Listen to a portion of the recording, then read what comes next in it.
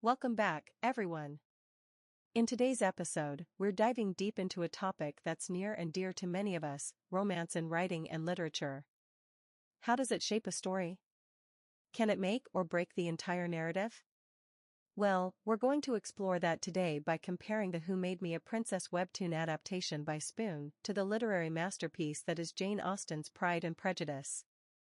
Now, you might be thinking, what does a webtoon about a reincarnated princess have to do with a classic romance novel?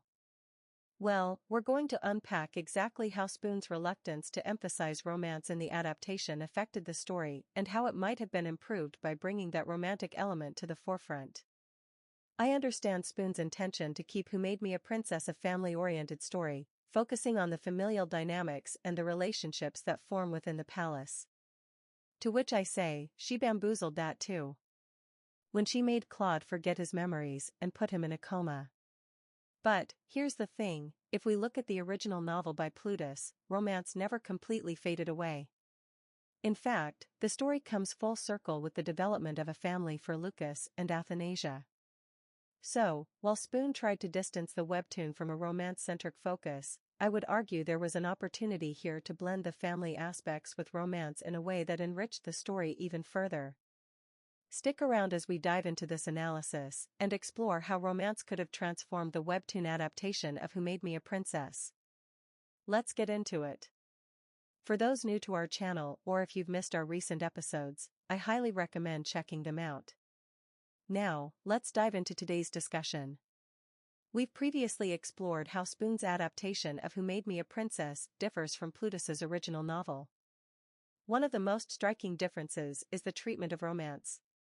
In Plutus's novel, family and romance are intricately woven into the storyline, providing depth to the characters and their motivations. However, Spoon's webtoon adaptation seems to downplay these elements, leading to a less nuanced portrayal. To understand the significance of romance in literature, let's take a brief look at its history. The romance genre has its roots in the 12th century, emerging as a distinct literary form in France. These early romances often focused on chivalric tales and courtly love, reflecting the values and societal structures of their time. Over the centuries, the genre evolved, encompassing a wide range of narratives that explore human relationships and societal norms. For instance, Samuel Richardson's 1740 novel Pamela, or Virtue Rewarded, is often cited as a precursor to modern romance novels. Similarly, Jane Austen's works, including Pride and Prejudice, have had a lasting impact on the genre, offering keen insights into human behavior and societal expectations. In contemporary society, romance in literature is sometimes dismissed as cliched or formulaic. This perception often arises from overused tropes and predictable plotlines that fail to offer fresh perspectives. However, when executed thoughtfully, romance can serve as a powerful vehicle for exploring complex themes such as personal growth, societal pressures, and the intricacies of human relationships. As noted in discussions about writing, clichés in romance can be off-putting, especially when they portray unhealthy relationships in a positive light. Yet, tropes, recurring themes or motifs, can resonate with readers when presented in innovative ways that acknowledge their traditional roots while offering new interpretations. By examining Spoon's adaptation alongside Austen's masterpiece, we can appreciate how the treatment of romance influences character development and thematic depth. While Spoon may have intended to focus on family dynamics, the absence of a well-developed romantic subplot may have resulted in a less engaging narrative. In contrast, Austen seamlessly integrates romance with social commentary, creating a timeless story that continues to captivate readers. Now, you might say, but wait a minute, Who Made Me a Princess is all about family. There's no theme like that in Pride and Prejudice. And to that, I say, go rewatch and reread Pride and Prejudice, and tell me that it's not a family-oriented story. We literally follow 5 sisters and the expectations their family places on them. So, here's the thing, Pride and Prejudice is romance done right. Let's quickly recap the plot of Pride and Prejudice. Alright, the plot of Pride and Prejudice. In Pride and Prejudice, we follow the Bennet family, particularly Elizabeth Bennet, the protagonist, as she navigates societal expectations and family dynamics. Elizabeth's mother is obsessed with marrying off her daughters, especially to rich men, which sets the stage for various romantic entanglements. Elizabeth meets Mr. Darcy, a wealthy, seemingly aloof gentleman, and initially dislikes him due to his arrogance. At the same time, Elizabeth becomes fond of Mr. Wickham, a charming officer with a mysterious past. As the story unfolds, Mr. Darcy begins to fall for Elizabeth, but she is unaware of his feelings, due to her prejudice against him. Elizabeth's perceptions shift dramatically when she learns the truth about Mr. Wickham's dishonesty and Mr. Darcy's generosity and kindness. Ultimately, they both confront their biases and misunderstandings, leading to their marriage and the reconciliation of their relationship. Now, let's take a look at how Jane Austen uses romance to explore character motivations and dynamics. Austen masterfully contrasts the two love interests, Mr. Darcy and Mr. Wickham, to highlight Elizabeth's personal growth. At first, Elizabeth values herself as a good judge of character, but her bias and prejudice cloud her judgment. She is enamored with Mr. Wickham, whose charm and stories about Mr. Darcy deceive her into thinking he is the better man. But Austen doesn't just leave it at surface-level attraction or admiration. She uses the characters' feelings toward each other as a means of revealing deeper emotional and moral complexities. Elizabeth is so blind to her bias that she fails to see the red flags with Mr. Wickham, despite the warning signs that are present from the start. When Mr. Darcy learns of Mr. Wickham's slander and takes the initiative to defend himself through a letter, Elizabeth's perspective shifts. She learns to confront her own assumptions and see past her own prejudices. It's this dynamic, this emotional and character-driven growth, that Austen expertly weaves throughout the story, turning what could have been a simple romance into a powerful exploration of human nature. Now, compare this to Spoon's adaptation of Who Made Me a Princess. Here, the relationships between Athanasia, Ezekiel, and Lucas are barely explored beyond surface-level interactions. Lucas is reduced to a friend and mentor figure, while Ezekiel is an acquaintance who admires Athanasia from a distance but never fully develops a deeper bond with her. Their dynamics, especially the romantic ones, are practically ignored. Why? The answer is simple: Spoon wasted time and energy on dragging out irrelevant plotlines and characters, completely neglecting the deeper relationships that could have enriched the story. Instead of developing Lucas and Ezekiel's emotional depth and their connections with Athanasia, Spoon spent too much time on unnecessary characters and storylines that diverted attention from the core relationships.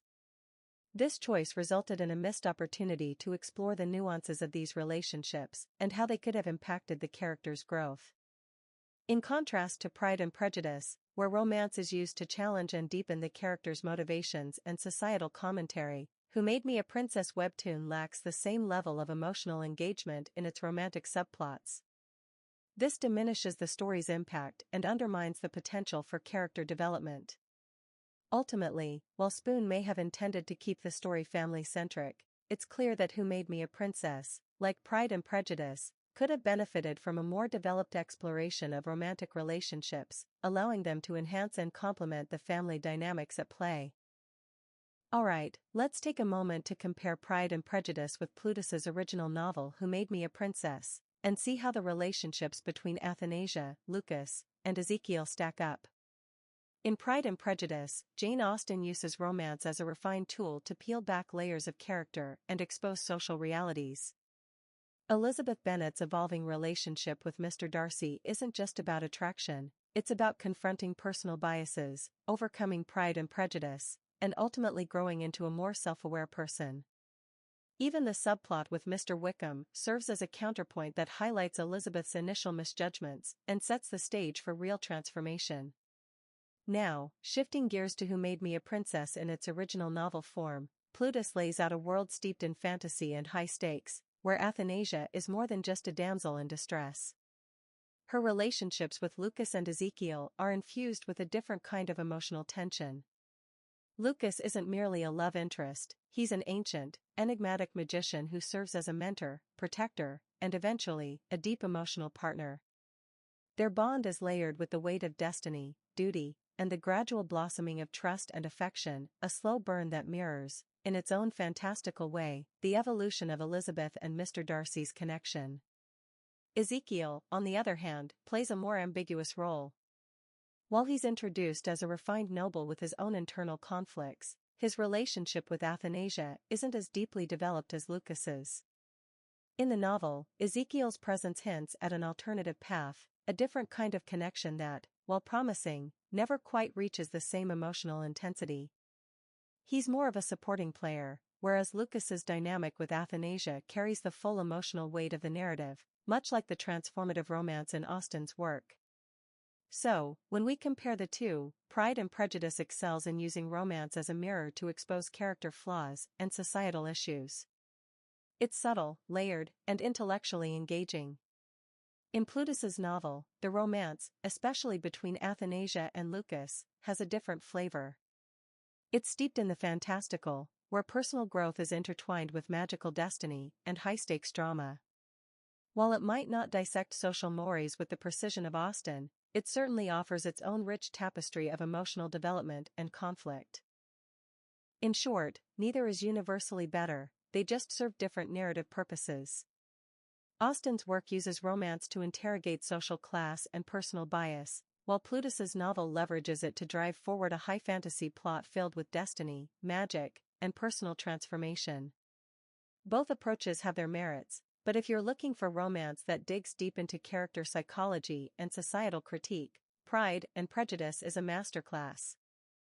On the other hand, if you're drawn to epic stakes and the transformative power of destiny-driven love, then the relationships in Who Made Me a Princess, especially the bond between Athanasia and Lucas, offer a captivating, if different, kind of emotional resonance. Spoon undeniably missed a prime opportunity to deepen character exploration by sidelining romance. Romance doesn't weaken a story, it can, in fact, serve as a powerful vehicle for illustrating complex emotions and dynamic relationships, just as Jane Austen masterfully did in Pride and Prejudice. By stripping away this crucial element, the adaptation not only undercuts the potential for richer character development but also loses the chance to engage the audience on a deeper, more emotional level. Thanks for tuning in. If you enjoyed this episode, be sure to like, comment, and subscribe for more deep dives into storytelling and adaptations. Until next time, keep exploring the layers behind every story.